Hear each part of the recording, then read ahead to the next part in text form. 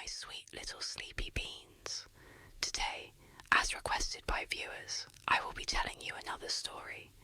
Today's story is intense and unsettling. If you make it to the end, it's the kind that will stick with you. Viewer discretion is advised. On the far western edge of Ohio sits the small town of Wilshire.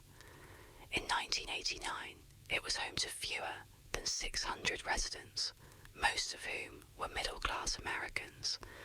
Most of them were farmers or factory workers, or they worked in one of the very few small businesses in town.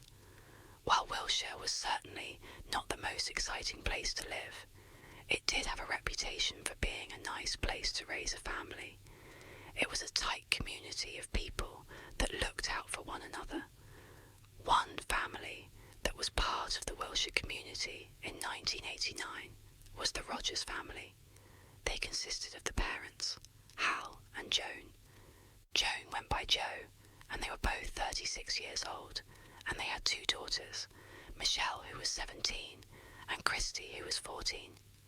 Hal and Jo had met in high school. Jo was very outgoing and popular, and Hal was reserved and quiet.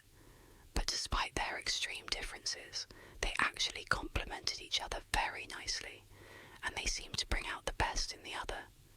By their senior year, Jo had become pregnant with Michelle, and so after graduation, the teen couple got married and they moved into a dairy farm to start their life together.